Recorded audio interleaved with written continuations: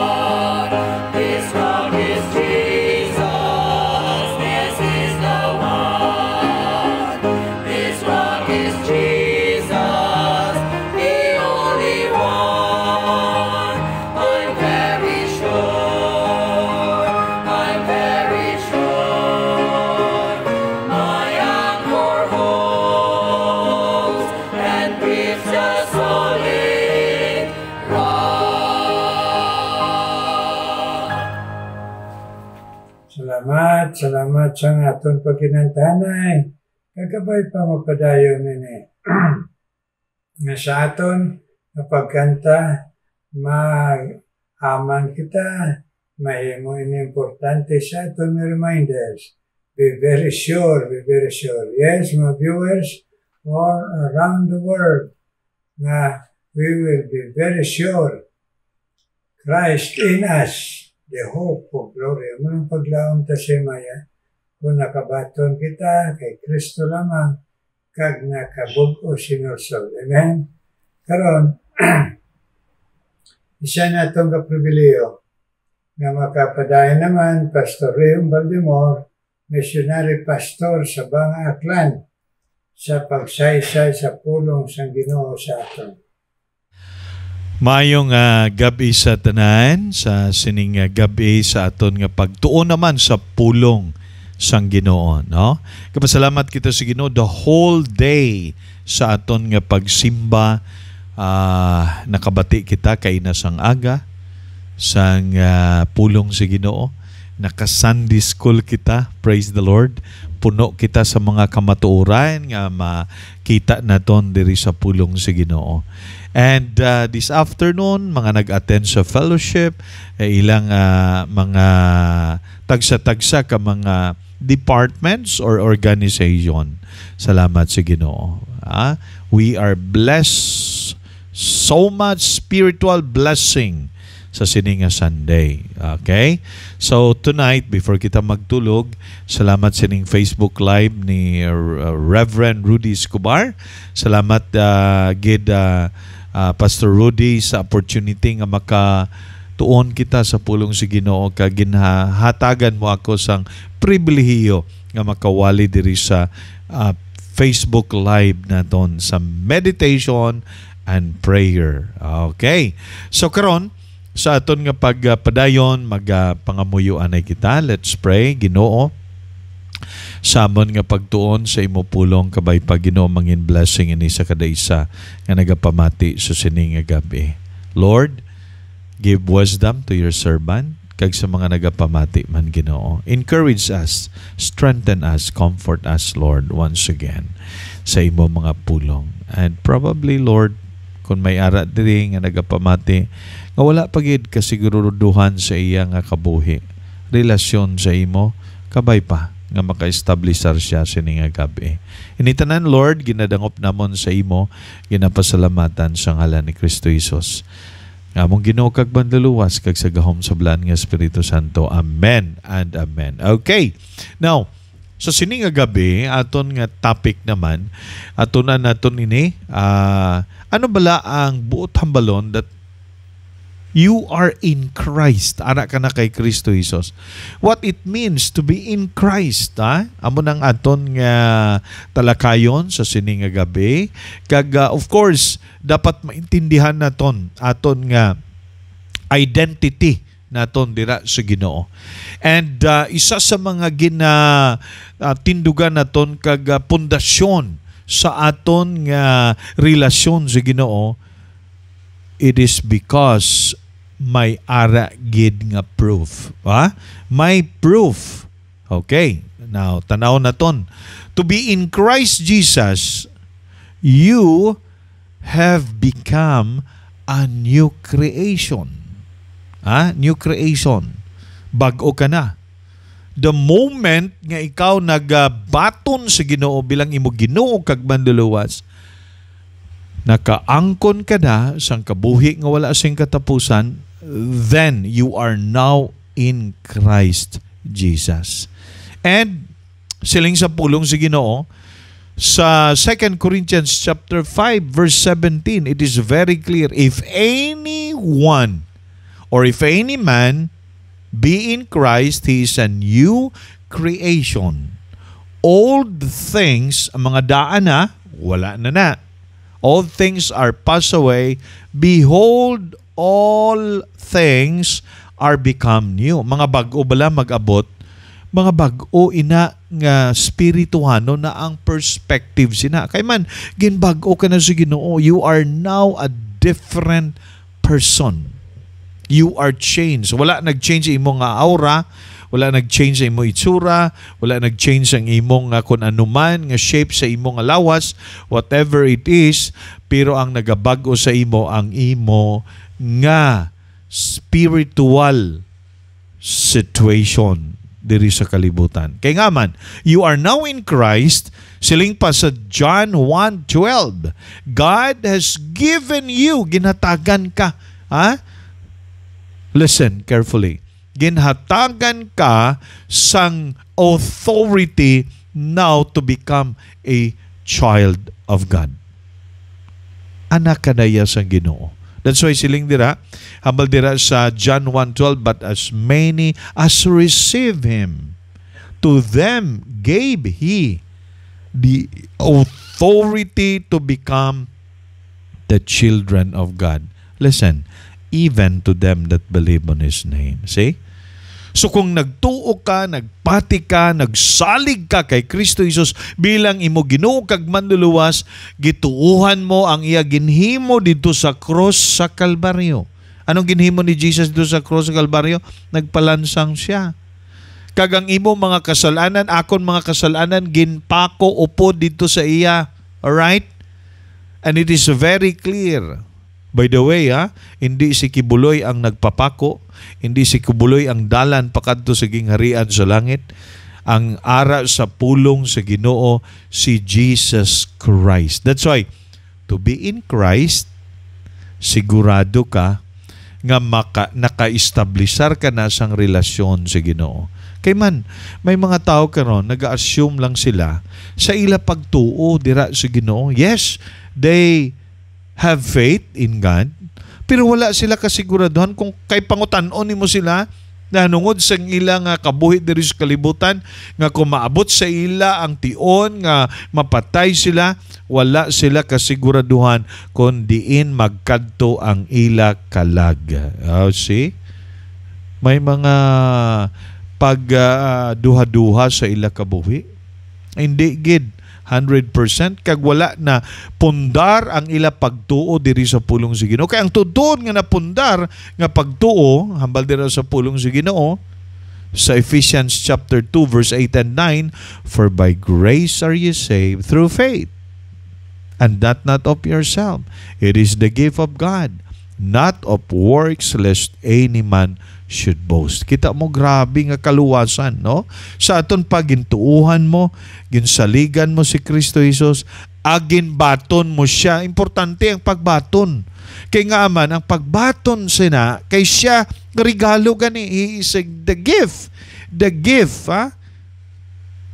Sino nang gift? Sino nang regalo? Si Kristo Jesus, mga hinigugma, mga abyan. Karon, nga ara na siya sa imo, old things has passed away. So, ang mga daan na ton, nga mga ginhimo nga mga malain sang una, wala na to. Ang pagkamarites mo, chismosa mo, ang pagkabisyuhan mo, ang pagka sa aklano na, purilon, okay? Ang imo balang sang una, binutig ka. Nadula na lesson na. O, siyempre kung kisa may mga gagmay naman kitang mga kasalanan. I'm saying wala sa atubangan sa Ginoo, wala gamay kag dako. Basta kung sala gid na. Pero ang ginaminakon makaron nga sa sining nga gabi, ang sala ni Adan kag ni Eva wala na to.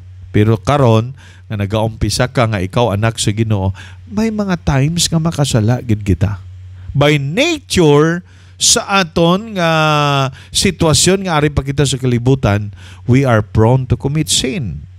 Pero ina nga sala, hindi na ya makapaimpirno sa aton. Ina nga sala, makaguba na sa aton fellowship sa Ginoo. But ari, ang point na ton, where we are in Christ, ara ka na kay Kristo, you are certain, you are 100% secure ang imo kabuhi. O mga hinigugma, mga abyan, amo na iya ang ara sa aton nga tagipusoon. Nga kung ara kita kay Kristo Jesus, na sigurado naton nga ang mga daan na nga mga ginhimo naton wala na to, kundi makaron or karon bago na aton perspective sa aton kabuhi. Kag ang perspective naton is more on spiritual things. That's why ang kabuhi naton karon may aragid nga spirituhanon nga kahulugan sa aton nga pag-alagad sa Ginoo. That's why ang pulong sa Ginoo naga-provide gid sa aton kung ano na aton sitwasyon karon. So again, sa mga nagapamati, kung ikaw nakabaton na sa Ginoo, ang proof dira nga ikaw ginbag-o na gid si Ginoo. Amen? Amen? Di ba? Ginbag-o ka. Pero kung wala ka pa na bag-o, there is a big question nga basi wala ka pa naka-establisar sang relasyon sa Ginoo. Di ba? May mga tao karon nga nag-claim sila nga ara sila kay Jesus, pero ang ila kabuhi hindi yan nagakaangay sa tama nga prinsipyo sa pulong sa Ginoo. Instead nga nagalesen ang mga hindi manami sa aton, nagadugang pa. Okay? That's why may mga nagasimba, imbis tani nga ginbag-o ka sa Ginoo, ginamat-amat ka shape, ginmold ka sa Ginoo into His image. Ang iban, wala gid sang pagbag-o sa ila kabuhi. Sayang man ang imo pagsimba. Amo na nga ang iban sining aga, nagsimba sila, namati lang sila, pauli sila, waigid sila something nga may impact sa ila kabuhi ang pulong sa Ginoo. That's why importante nga ang pulong sa Ginoo amo ang mag-change sa aton. It is the Holy Spirit who will use the Word of God to change our lives and our character, to shape our character, to correct us, to instruct us, and to rebuke us, and to teach us. Amo ning pulong sa Ginoo, di ba? Now, ikadua, in Christ Jesus, you and I are justified before God. And the righteousness of God in Christ is imputed to us. Ara na ito na makita sa 2 Corinthians 5:21. And it says, for our sake, God made Christ to be sin who knew no sin. Ginhimo siya nga makasasala, nga maskin wala siya siyang sala because of us, because of you and me. Amo nang hambal din na, he knew no sin so that in Him we might become the righteousness of God. Wala siya siyang sala, pero ginpakasala siya, kaginlansang siya sa cross. Kag sa nabanhaw siya, amoto ang pagkamatarong nga ara sa Ginoo. Amo na sa theology gingamit ng a word, imputed righteousness. Ginbutang sa imo kag sa akon. So sa aton pa sa pagbato naton si Ginoo, pagkilala naton si Ginoo, ginislan ang imo tagipusoon sang bag-o kag ginbutangan sang pagkamatarong that is in Christ Jesus. Okay? Naintindihan naton, when we are in Christ Jesus, we are justified. Daw among butang balon sina, daw wala kagid siyang nahimo nga kasalanan, kay ang ginbutang dira ang pagkamatarong ni Kristo Jesus dira sa imo tagipusoon. So sa aton pa, every time God the Father in heaven nagatulok, nagalantaw sa imo, ang makita niya nga pagkamatarong, it is the righteousness of the Lord Jesus Christ nga gimbutang sa imo. No wonder, listen to this, no wonder that every single believer or child of God, anak sang Ginoo, may capacity kita, listen, may capacity kita to do righteous things. Kag ina nga mga righteous things, ina yang nga mga matarong nga mga butang, counted ina sa Ginoo. That's why kung may ginaobra ka nga mga maayo nga butang nga ikaw anak na sa Ginoo, then counted ina sa Ginoo. Counted. Pag masiling ka counted, ginsulat sa Ginoo dito sa Book of Life. Imo ngalan, kag imo nahimo, and time will come, we will face the Lord Jesus Christ at the judgment seat of Christ. Matindog kita, husgahan kita sa Ginoo, and the record shows kung anong mga maayo nga nahimo nimo, He will reward us not only in heaven but in earth right now. May mga rewards kita nga mabaton. That's the challenge for us sa aton nga pag-alagad naton sa Ginoo. So again, for tonight, amo nang lesson naton, una gid, that when we are in Christ, God changed us, God mold us and shape us into His image, ang aton perspective spiritual. Okay? And second, we are justified by the righteousness of the Lord Jesus Christ. Kag inang righteousness is imputed to us. Ginbutang dira sa imo.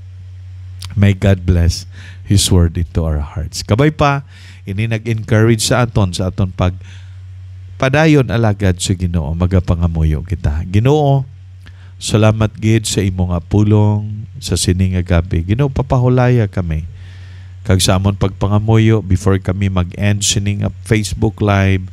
Gamita si Reverend Rudy Escobar.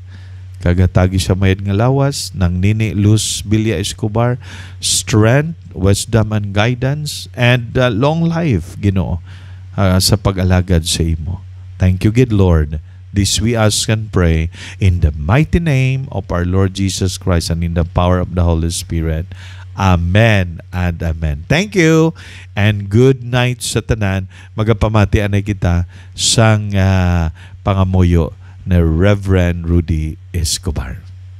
Thank you, good Pastor Rehom. God bless you. Kag si Ma'am Beng, kag si Jason sa inyo pag-alagad sa Banga Aklan, kag sa imo nga ministry sa radio, kag sa Facebook Live. God bless you. God bless you. Karon, magapangamuyo kita, kabay pang Ginoo, magapadayon sa atong tandog sa pagpalapit sa iya. Mga muyo kita, mga viewers, sino ang may balaan. Salamat yun, ngayon mo kami Ginoo natandog ng mga manawag sa imo permi Ginoo.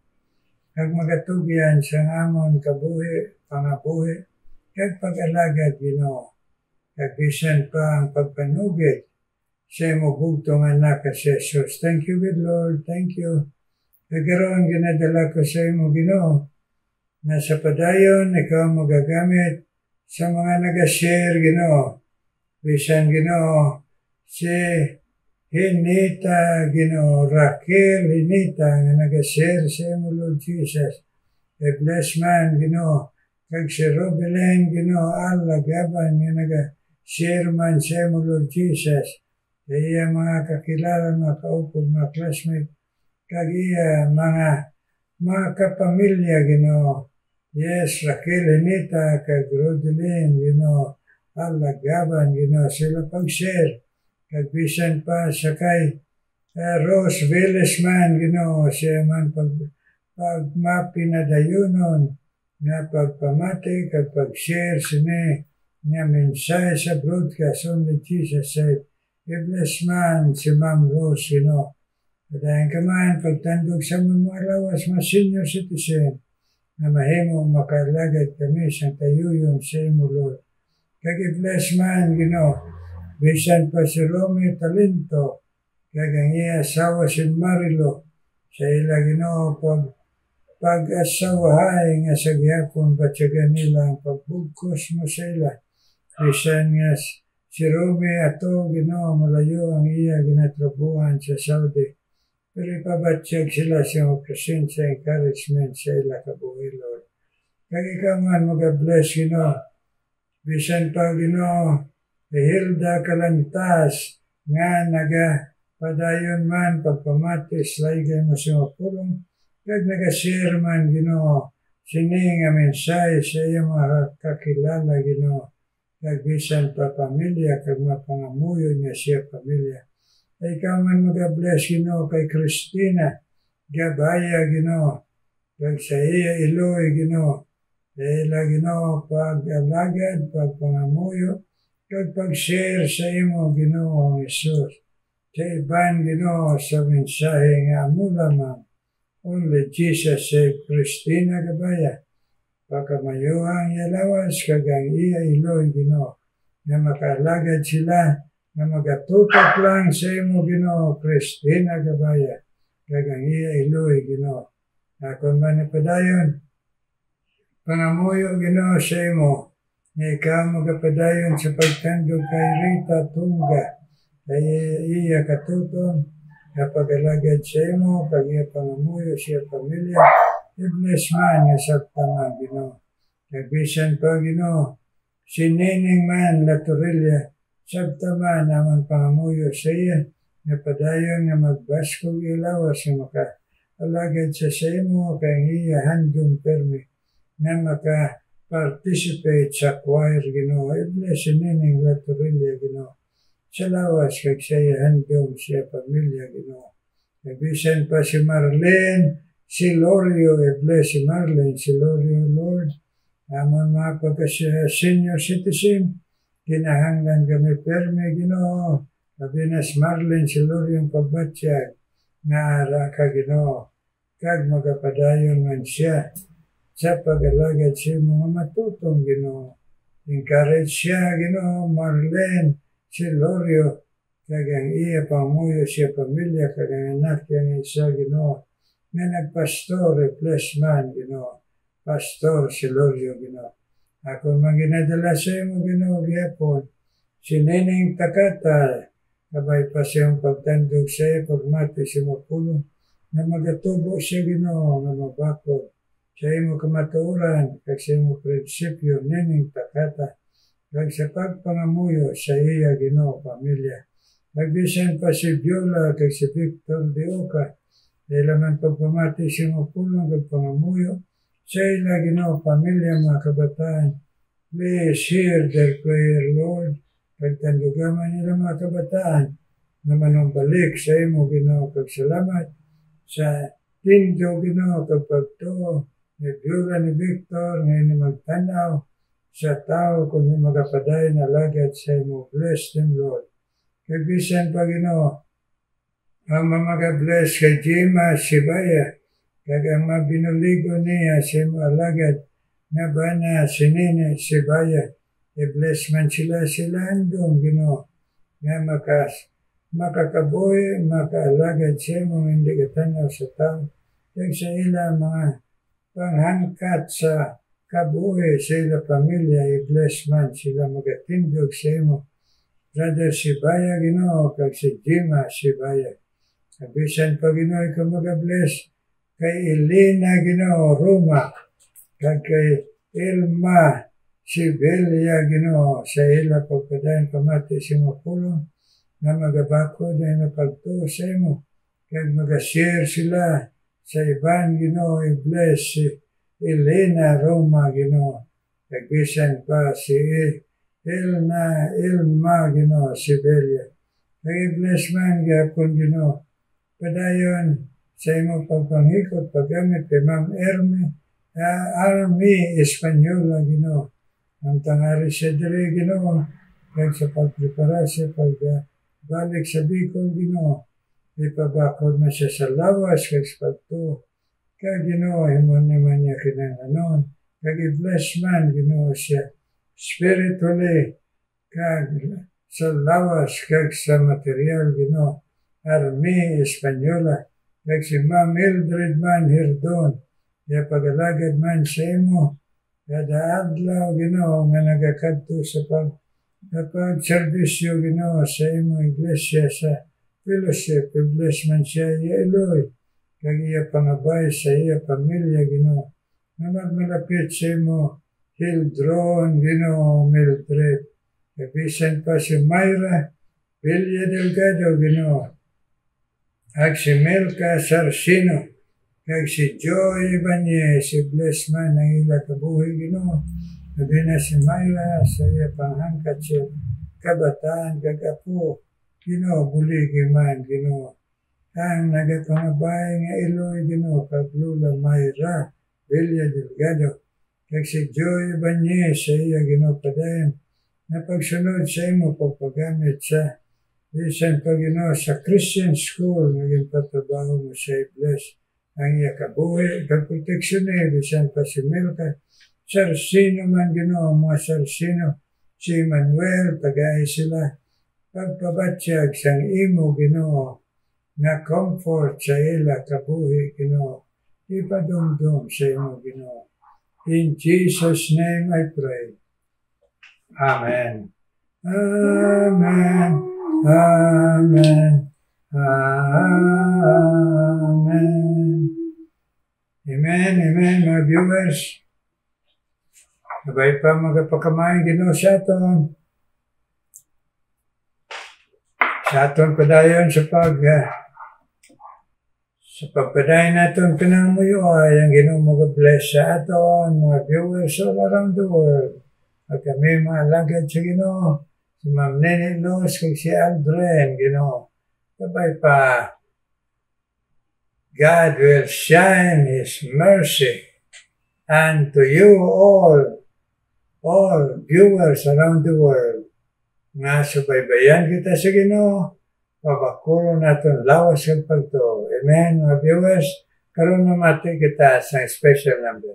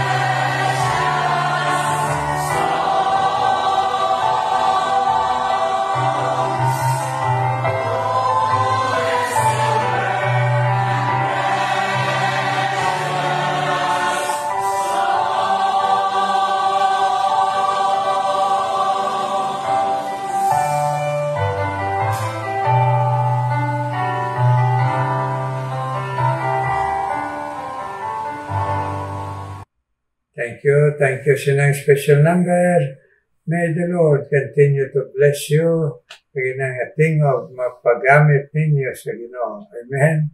Karon, kita nga mga alagad sa Ginoo ka viewers, may God shine His face upon us.